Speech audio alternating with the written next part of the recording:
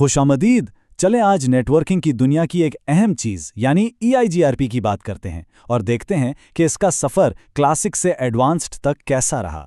जो लोग network management से वाबस्ता हैं उन्होंने ये बात ज़रूर महसूस की होगी कि जैसे जैसे नेटवर्क्स बड़े होते जाते हैं EIGRP की पुरानी कॉन्फ़िगरेशन संभालना एक मसला बन जाता है। आइए देखते हैं कि ऐसा क्यों है। तो आज हम क्लासिक EIGRP के चैलेंजेस से शुरू करेंगे, फिर देखेंगे कि एडवांस फिल्टरिंग से कंट्रोल कैसे हासिल किया जाता है, नेम मोड से चीज़ों को कैसे मुनज़्ज़म किया जाता है और आखिर में सिक्योरिटी और जदीद टूलकिट पर बात करेंगे। तो सबसे पहला सवाल, क्लासिक EIGRP में आखिर मसला क्या था? असल में इसकी कारकर्दगी का मसला नहीं था, बल्कि इसे मैनेज करने का तरीका इसे बहुत पेचीदा बना देता था। जरा सोचिए, कॉन्फ़िगरेशन की कुछ कमांड्स राउटर की मेन फाइल में हैं और कुछ अलग अलग इंटरफेसेस पर बिखरी हुई हैं। इससे क्या होगा? सिर्फ कन्फ्यूजन ही नहीं, बल्कि जब कोई मसला आता है तो ट्रबल शूटिंग एक अलग ही अजाब बन जाती है। ठीक है, तो इस मसले का हल क्या है? हम ये कंट्रोल कैसे हासिल करें कि सिर्फ हमारी मर्जी के रूट्स ही आगे एडवर्टाइज हों? इसका जवाब है रूट मैप्स। देखें, एक्सेस लिस्ट और प्रीफिक्स लिस्ट का काम सिर्फ ट्रैफिक को पहचानना है, लेकिन रूट मैप असल में वो टूल है जो बताता है कि इस ट्रैफिक के साथ करना क्या है। ये बिल्कुल एक ट्रैफिक पुलिस की तरह है जो फैसला करता है कि कौन सी गाड़ी किधर जाएगी। और रूट फिल्टरिंग का पूरा अमल असल में 3 आसान मरहलों में हो जाता है। पहले ट्रैफिक को पहचानें, फिर इस पर एक्शन तय करें और आखिर में इसे EIGRP प्रोसेस पर लागू कर दें। यह एक बहुत ही सीधा और मौसर तरीका है। यहाँ एक बहुत ही ज़रूरी बात है जो अक्सर लोग भूल जाते हैं। रूट मैप्स के आखिर में एक इम्प्लिसिट डिनाई ऑल की कमांड छुपी हुई होती है।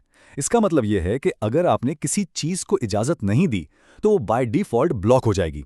इसलिए बाकी ट्रैफिक गुजारने के लिए आपको वाज़े तौर पर उसे परमिट करना पड़ेगा। चलें, रूट कंट्रोल तो हमने समझ लिया। अब आते हैं इस बिखरी हुई कॉन्फ़िगरेशन के मसले पर और देखते हैं कि नेम्ड मोड इसका क्या ज़बरदस्त हल लेकर आया है।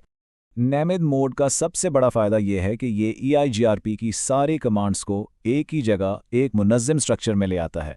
इससे कॉन्फ़िगरेशन ना सिर्फ साफ सुथरी हो जाती है, बल्कि इसे मैनेज करना और समझना भी बहुत आसान हो जाता है। और ये मुमकिन कैसे होता है? एड्रेस फैमिलीज़ के ज़रिए। ये एक बहुत ही स्मार्ट कॉन्सेप्ट है। इसकी वजह से एक ही EIGRP प्रोसेस के अंदर IPv4 और IPv6 दोनों को अलग अलग मैनेज किया जा सकता है। समझें कि एक ही घर में 2 अलग अलग ज़ुबान बोलने वाले लोग हैं, लेकिन दोनों की बात आराम से समझी जा रही है। नेम मोड को अगर आसान लफ्ज़ों में समझें तो इसके 3 अहम हिस्से हैं। पहला, एड्रेस फैमिली, जो बताता है क्या कॉन्फ़िगर करना है। दूसरा, AF इंटरफेस, जो बताता है कहाँ कॉन्फ़िगर करना है।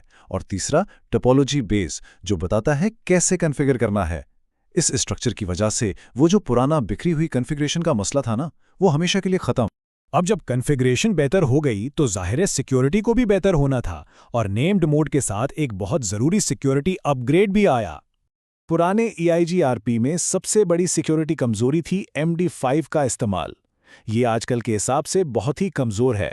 इसको एक ऐसे ताले की तरह समझ लें जिसे कोई भी थोड़ी सी कोशिश से तोड़ सकता था। और इसका मतलब नेटवर्क हमलों के लिए बिल्कुल खुला था। लेकिन फिर आया नेम्ड मोड और उसके साथ आया HMAC SHA-256 और ये बिल्कुल गेम चेंजर था। ये एक बहुत ही मजबूत एल्गोरिथम है। इसके इस्तेमाल से रूटिंग अपडेट्स एक ऐसे कले में महफूज हो जाते हैं जिसे तोड़ना नामुमकिन के करीब है। और सबसे अच्छी बात, इस जदीद सिक्योरिटी को नाफिज करना बिल्कुल भी मुश्किल नहीं, क्योंकि यह नेम्ड मोड के मुनज़्ज़म स्ट्रक्चर का ही हिस्सा है। इसे ALF इंटरफेस सेक्शन में आराम से कॉन्फ़िगर किया जा सकता है। तो जब हम इन सब चीज़ों को कंट्रोल, ऑर्गेनाइजेशन और सिक्योरिटी को मिलाते हैं तो हमारे पास एक ऐसी जदीद टूलकिट बन जाती है जिससे हम बेहतरीन और मजबूत नेटवर्क्स डिज़ाइन कर सकते हैं। तो हमने क्या देखा? हर मसले का एक बेहतरीन हल। ज़्यादा कंट्रोल चाहिए था, रूट मैप्स आ गए। बिखरी हुई कॉन्फ़िगरेशन से परेशान थे, नेम्ड मोड ने आकर सब आसान कर दिया। और कमज़ोर सिक्योरिटी का खतरा था, HMX SHA-256 ने इसे भी हल कर दिया। हर फीचर ने क्लासिक वर्जन की एक बड़ी कमी को पूरा किया है। लेकिन असल बात सिर्फ नई कमांड सीखना नहीं है। असल बात है EIGRP को लेकर नेटवर्क डिज़ाइन के बारे में अपनी सोच को बदलना। तो अब सवाल यह है कि इन नए और ताकतवर टूल्स को इस्तेमाल करके नेटवर्क का कौन सा चैलेंज सबसे पहले हल किया जाएगा। हमारे साथ इस वजाहत में शामिल होने का बहुत शुक्रिया।